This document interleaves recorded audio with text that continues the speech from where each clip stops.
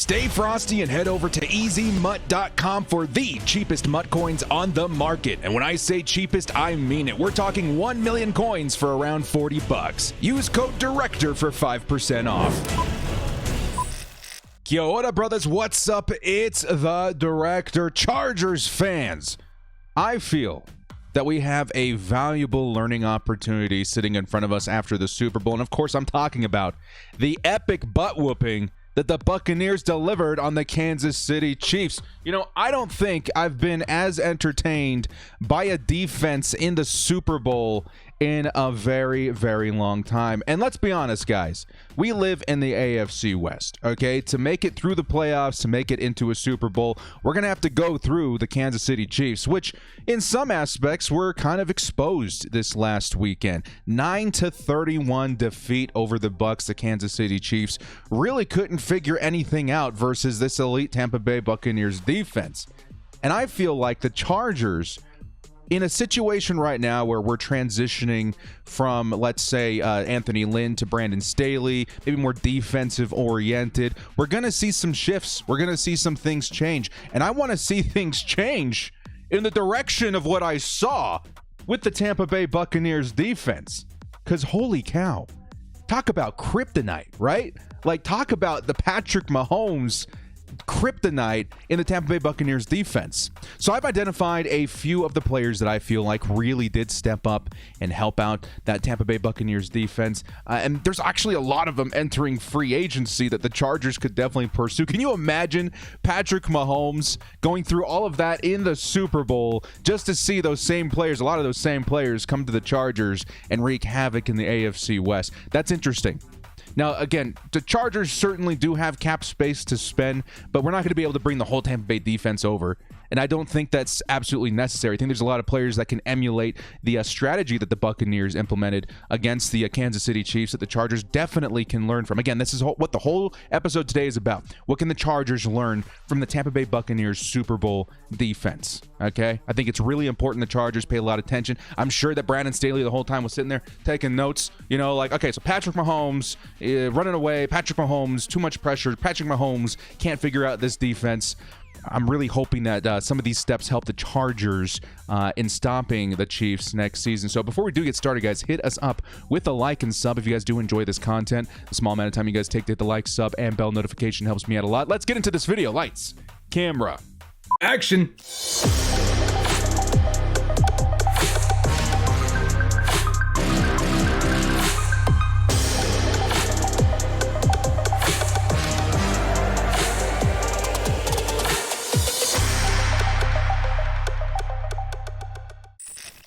What the Chargers can learn from the Tampa Bay Buccaneers Super Bowl defense. Let's first take a look at the box score here. All right. You know what's kind of interesting? I read an article or something on Twitter or something the other day saying that Patrick Mahomes ran 500 yards away from pressure, over 500 yards away from pressure. This means that he was on the field doing this, you know, running around trying to make time, trying to open up a receiver for 500 yards. You know what that tells me? That tells me that this Tampa Bay Buccaneers, okay, for one, their coverage is absolutely insane. Let's take a look at the box score down here as far as defense. Some of their standout players to me, Devin White, linebacker, extremely talented coverage linebacker. Levante David. I feel like pairings like these, you find them quite often in the league, right? Levante David, probably looked at as like one of the best, if not the best coverage linebacker in the league for a long time. They go ahead and they draft Devin White. Is there not like an Obi-Wan to a Luke Skywalker sort of relationship going on there? You guys tell me. Did Devin White benefit from learning under Levante David? I think so. Holy cow, his development the past couple of seasons. Already White was already a very, very good prospect coming into the draft, but holy cow, did he step up, especially in the Super Bowl. Antoine Winfield, these young cornerbacks, man. I also read that the Tampa Bay Buccaneers have invested in the cornerback position probably the last 5 or 6 years, I think, straight. I know there was a lot of second-round picks invested from the Buccaneers, which is, again, very interesting. Winfield, Murphy Bunting, I think is his name, Carlton Davis, just so much talent, young talent, fast talent in their defensive backcourt. Now you take a look at the Chargers situation, let's say from both of those positions. We'll start off with the linebackers and cornerbacks. Linebackers don't look too bad. We got Drew Tranquil, who should be coming back. We do see Derwin James playing the Bucs a lot, so we can maybe even consider him kind of a coverage linebacker for us in specific situations. So that's already pretty good. Kenneth Murray is exceptional. Maybe we do keep Denzel Perryman. I don't know. I just feel like the Chargers linebacker unit is good, but when you're taking a look at just the way the Buccaneers assembled theirs, Lavonte David, who I remind you is going to be a free agent this upcoming free agency, and then Devin White, I don't know. Those two guys, I just feel like I do understand that Travis Kelce. Let's go up here to the receiving. Travis Kelce did kind of go off, 10 receptions for 133 yards. But those were some real hard-earned yards, man, by Travis Kelce. If you were watching the game, it was really difficult for Travis Kelce to make any huge plays. He did have one long of 33 yards. So, again, those other 9 targets accumulated for around, 10 yards apiece, which is still pretty good for Travis Kelce. But what my eyes told me is that Devin White and Lavonte David were covering up Kelce to not make any big plays when it mattered, when they were in, maybe the red zone and stuff like that. Very, very interesting. Now, defensive back. So, linebacker, the Chargers can definitely get better, especially when it comes to coverage linebackers. I feel like there's something that can be improved there. And then if the Chargers are moving to a 3-4 scheme, there's definitely some room for improvement in getting some edge rushers out there, getting some pass rushers as far as linebackers are concerned. But we'll go over that in just a second. As far as cornerbacks, now this is why I feel like the Chargers, in some aspect, need to invest in the defensive back position, the quarterback position this offseason. Winfield Jr., Murphy Bunting, Carlton Davis, all of these guys, they really gelled into something quite special in Tampa Bay. Now, some of it I can definitely give credit to the pass rush at defensive line. With good pass rush usually comes, elevated cornerbacks, elevated defensive backs, which is something that we're definitely going to go over here in just a second too. But my point here being is I think the Chargers would benefit a lot from getting some more talent as far as fast defensive backs. I'd say our fastest guy out there is probably going to be Derwin James, who's going to be very, very involved in the Chargers defense in 2021. But we can't just rely on him alone. We need to bring in other guys. This is why I keep saying, Casey Hayward, he's been great. And he honestly didn't have a terrible year last year, especially considering, the injury. He was definitely exposed on the deep ball. My point is, I just don't think Casey Hayward can keep up with the modern NFL, especially when you're talking about the AFC West, right? How did in the receiving game, how did Tyreek Hill do? 7 for 73. It really seemed like the plan was to stop Tyreek Hill at all costs, and they really did have the defensive back unit to really do that.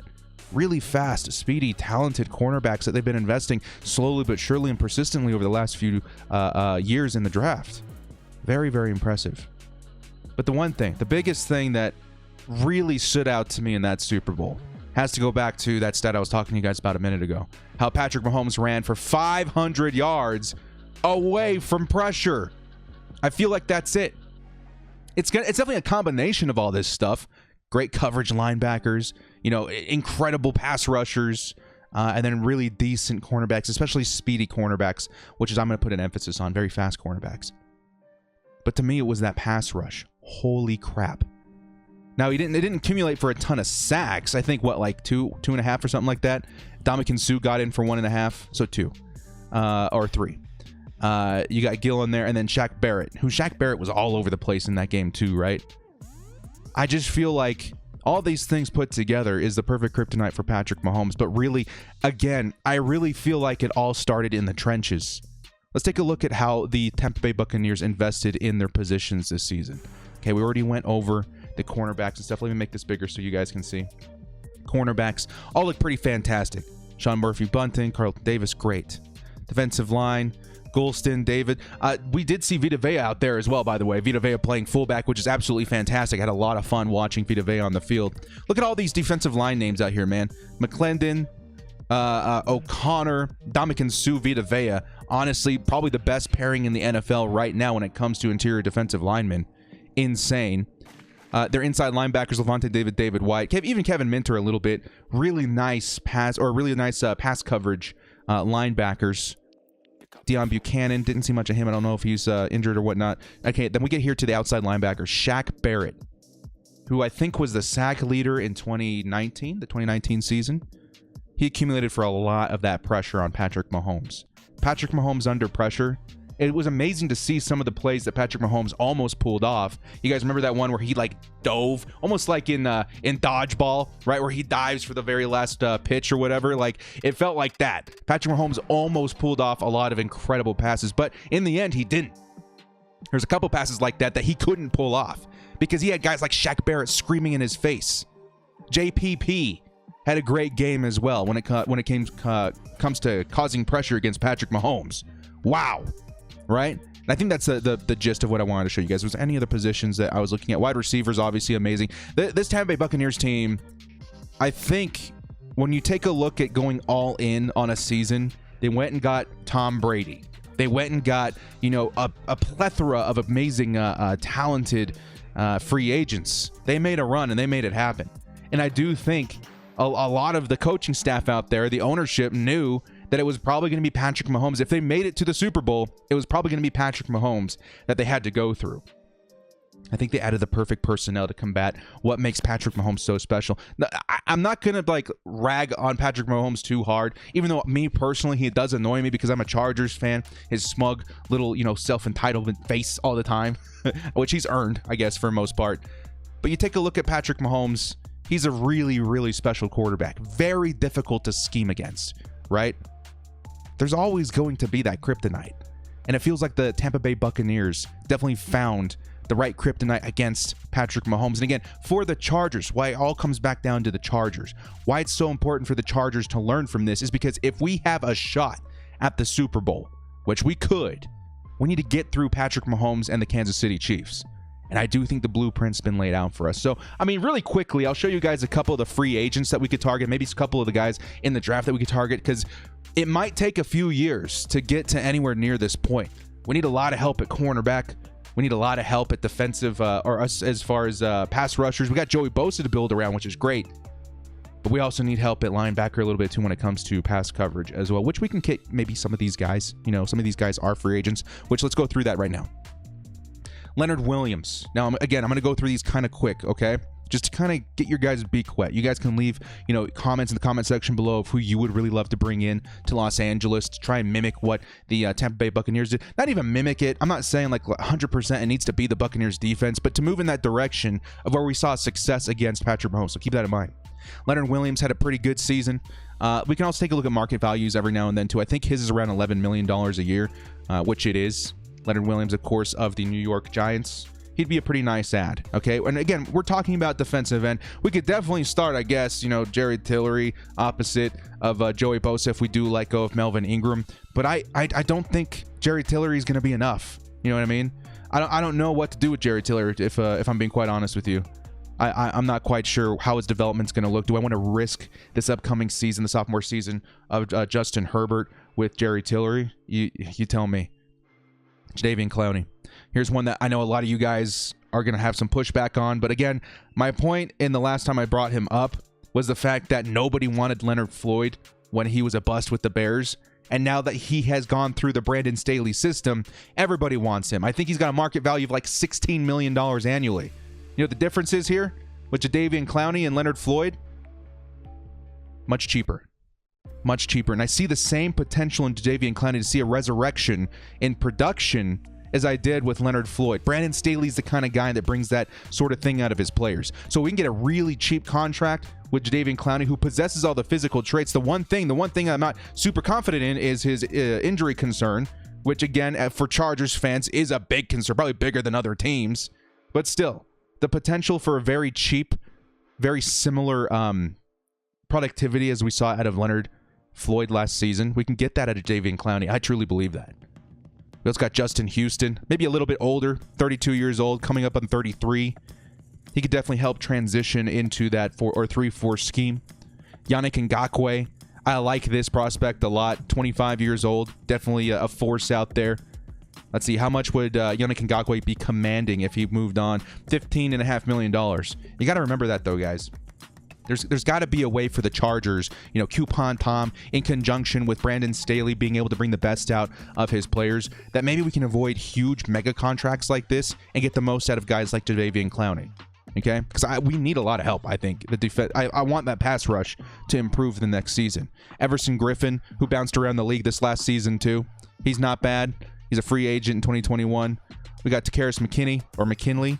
He's not bad, but again, you really have to decide what you want to do with these players. Damon Harrison would be a great nose tackle, but again, we already have Linval Joseph, and they're both a little bit older. You know what I mean? Vic Beasley got that speed coming off the edge, 28 years old. Former Raider, both of them? I didn't know that. Then you got big boys like Von Miller. How much would Von Miller be to bring in? Von Miller would be huge for the Chargers to bring in. $10 million. Again, injury concern, but I mean, it's Von Miller. Who better to usher in the 3-4 era for the Chargers defense? And then finally, the top two guys I have here are Shaq Barrett, who would definitely be very expensive. If I'm the Bucs, I don't let Shaq Barrett exit the building without a new contract, just before free agent frenzy begins. He would cost $20 million. To bring in what the Bucs made so successful as far as their pass rusher, Shaq Barrett, it cost $20 million.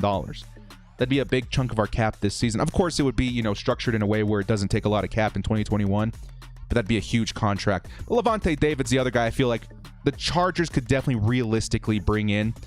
You remember at the top of the show, I talked about Lavonte David. Is it a coincidence? Let's actually go back here real quick. Is it a coincidence that Lavonte David and Devin White, the Obi-Wan to your Luke Skywalker, Devin White's development over the last season was incredible. And we already have a linebacker on our roster that could benefit from Lavonte David, and that's probably Kenneth Murray.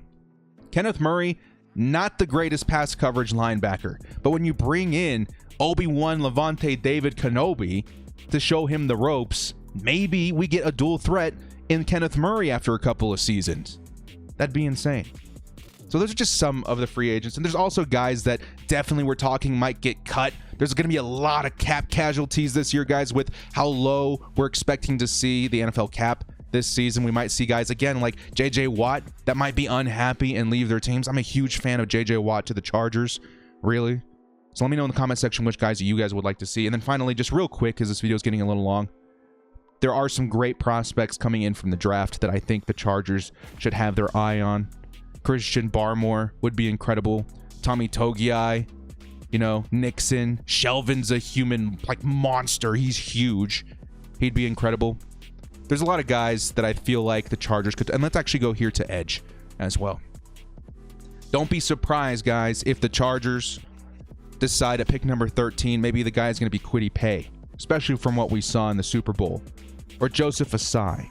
Maybe the Chargers trade back and get a Gregory Rousseau. You know what I mean? Some of these guys, Quincy Roche has definitely been talked about with the Chargers. Patrick Jones, who's more of a 4-3 scheme fit, but again, you never know. Hamilcar Rashed right here, edge at Oregon, could be pretty good. But at the same time, maybe you pick up a couple edge rushers to develop, but we need guys now. I want mentors now. I want guys that are difference makers now. So when you have that young roster of rookies coming in over the next couple of seasons, they're able to learn from the best. And meanwhile, the best are able to help the Chargers produce immediately. Because again, the Chargers' very short window of the Justin Herbert's rookie contract, there's a very valuable 3 or 4 year period where the Chargers can really spend up in free agency. And that typically is the time when a lot of teams decide to go all in on a Super Bowl run. I do expect the Chargers to do that. I do expect the Chargers the next few seasons to throw it all down. And to do that, I want to see guys like Lavonte David leading the young roster into the future. So let me know what you guys think. Let me know what you guys think of this whole topic. Okay, what can we learn from the Tampa Bay Buccaneers? And this is mainly their defense in this video. If you guys want to leave some, comments about their offense, please feel free to. But I feel like we learned a very valuable lesson this past Sunday. This Super Bowl needs to be taken seriously as far as the Chargers in the details of what caused this 9-31 score. How do we take what the Tampa Bay Buccaneers did and duplicate it or follow those guidelines to really, really tie down Patrick Mahomes in the AFC West? You guys let me know. Well, guys, thank you so much for joining me. This has been The Director. Like and sub on your way out if you did enjoy this content. And remember, I'm giving away a Keenan Allen jersey. If you guys go sub my other channel, the Madden Ultimate Team channel, especially if you're into Madden Ultimate Team, you should be over there anyway. You guys get a chance at winning that Keenan Allen jersey. Again, guys, thank you so much for joining me. This has been The Director. We'll see you next time. And as always, bolt up and stay frosty.